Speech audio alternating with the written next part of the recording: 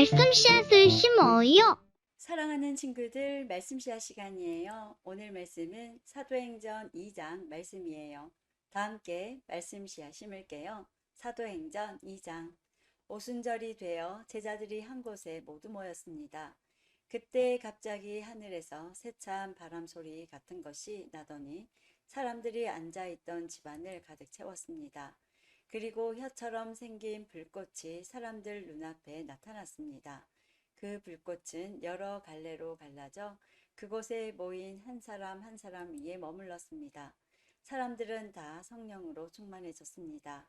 그리고는 성령께서 말하게 하시는 대로 자기들의 언어와 다른 외국어로 말하기 시작했습니다. 예루살렘에는 세계 각 나라에서 온 경건한 유대인들이 머물고 있었습니다. 이 말소리가 나자 많은 군중들이 모여들었습니다. 그들은 믿는 사람들이 자기네 나라 말로 말하는 것을 듣고는 모두 놀랐습니다. 군중들은 너무나 놀라 이상히 여기며 말했습니다. 보시오, 말을 하는 이 사람들은 모두 갈릴리 사람들이 아닙니까? 그런데 우리가 이 사람들이 저마다 우리가 사는 지방 말을 하는 것을 듣게 되니 이것이 도대체 어찌 된 일입니까? 우리는 바데와 메데와 엘람과 메소포타미아와 유대와 갑바도기아와 본도와 아시아와 브르기아와 밤빌리아와 이집트와 구레네에서 가까운 리비아 여러 지방과 로마와 날 때부터 유대인인 사람과 유대교를 개종한 사람과 크레타와 아라비아에서 온 사람들인데 우리는 이 사람들이 하나님께서 행하신 크신 일을 우리말로 말하는 것을 듣고 있습니다. 사람들은 모두 놀라 어리둥절했습니다. 다만 서로 얼굴을 쳐다보며 이게 도대체 어떻게 된 일이지요? 라고 말할 뿐이었습니다. 그러나 사람들 중에는 저 사람들이 술을 너무 많이 마셨다 하며 놀려대는 사람도 있었습니다. 베드로가 11명의 사도와 함께 일어서서 군중을 향해 큰 소리로 말했습니다. 유대 사람들, 그리고 예루살렘에서 사는 모든 주민 여러분, 이 일을 여러분께 설명해 드리겠습니다. 내가 하는 말에 귀를 기울여 주십시오. 지금은 아침 9시밖에 되지 않았으니 이 사람들은 여러분이 생각하는 것처럼 술에 취한 것이 아닙니다. 오늘 일어난 일은 바로 요엘 예언자가 예언했던 대로 이루어진 것입니다.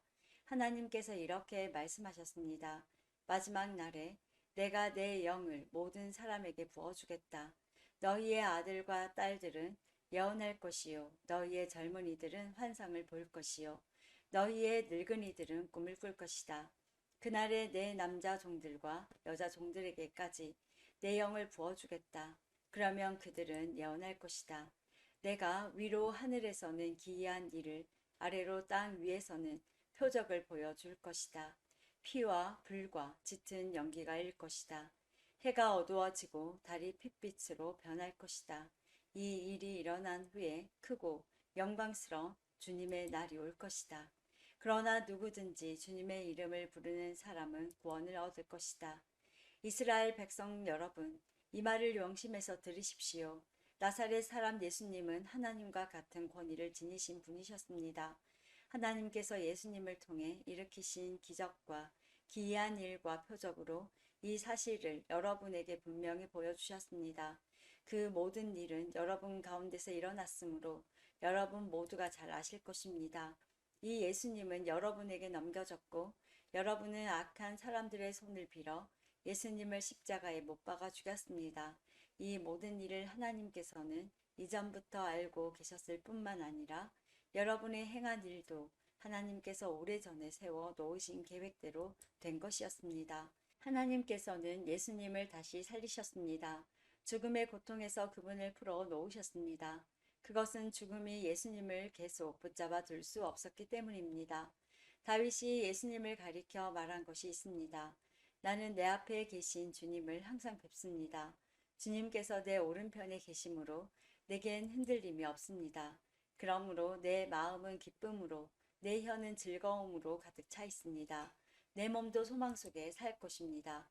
주님께서는 나를 무덤에 내버려 두지 않으시며 주님의 거룩한 분을 썩지 않게 하실 것입니다. 주님께서는 내게 생명의 길을 알려주셨습니다. 주님께서는 나와 함께 계시면서 내게 기쁨을 가득 채우실 것입니다. 형제 여러분, 나는 우리 조상 다윗에 대하여 여러분에게 자신 있게 말씀드릴 수 있습니다. 다윗은 죽어 땅에 묻혔으며 그의 무덤은 오늘날까지 우리 가운데 남아 있습니다. 하나님께서는 다윗에게 그의 자손 가운데 한 사람을 택하여 다윗의 보좌에 앉게 하실 것이라고 맹세하셨습니다. 다윗은 예언자여서 하나님께서 맹세로 약속하신 이 내용이 무엇을 가리키는지 잘 알고 있었습니다. 다윗은 이 내용을 미리 알고서 그리스도의 부활에 대해 이렇게 말했습니다. 그분은 무덤에 계속 머물러 있지 않았고 그분의 몸은 썩지 않았다. 이 말씀대로 하나님께서는 예수님을 다시 살리셨습니다. 우리 모두가 이 일의 증인입니다. 하나님께서 예수님을 높은 곳에 올려 하나님 오른편에 앉히자 예수님은 하나님 아버지께서 약속하신 성령을 받아 지금 여러분이 보고 들은 것처럼 우리에게 부어주셨습니다. 다윗은 하늘로 올라가 본 적은 없었지만 이렇게 말했습니다. 하나님께서 내 주님께 말씀하시기를 내 오른편에 앉아 있어라. 내가 내 원수들을 내 발 아래 둘 때까지. 그러므로 모든 이스라엘 백성이 분명히 알아야 할 것이 있습니다. 여러분이 십자가에 못 박은 이 예수님을 하나님께서는 주와 그리스도가 되게 하셨다는 사실입니다. 사람들은 이 말을 듣고 마음이 찔렸습니다. 그래서 베드로와 다른 사도들에게 우리가 어떻게 하면 좋겠습니까? 라고 물었습니다. 베드로는 이렇게 대답했습니다. 회개하고 여러분은 각각 예수 그리스도의 이름으로 세례를 받으십시오. 그러면 여러분의 죄는 용서받을 것이며 성령을 선물로 받게 될 것입니다. 이것은 여러분과 여러분의 자녀뿐만 아니라 먼 곳에 떨어져 사는 사람들, 즉 주 우리 하나님께서 부르시는 사람들에게 주시는 약속입니다. 베드로는 이 밖에도 다른 여러 말로 그들에게 호소하고 이 악한 세대에서 구원을 받으라고 권하였습니다. 베드로의 설교를 받아들인 사람들은 세례를 받았습니다. 그날 믿은 사람의 수는 3,000명이나 되었습니다. 사람들은 사도들의 가르침을 받으며 서로 교제하고 빵을 나누어 먹고 기도하는 일에 힘썼습니다. 사도들을 통해 많은 기적과 표적이 나타났습니다. 그러자 모든 사람들에게 두려운 마음이 생겼습니다. 믿는 사람들은 다 함께 모여 모든 물건을 공동으로 사용하며 살아갔습니다. 그들은 재산과 모든 소유를 팔아서 필요한 사람들에게 나누어 주었습니다. 그들은 날마다 한 마음으로 성전들에 모였습니다. 그리고 집집마다 돌아가며 함께 모여 기쁘고 순수한 마음으로 식사를 같이 하였습니다. 그들은 하나님을 찬양하였으며 모든 사람에게서 칭찬을 받았습니다.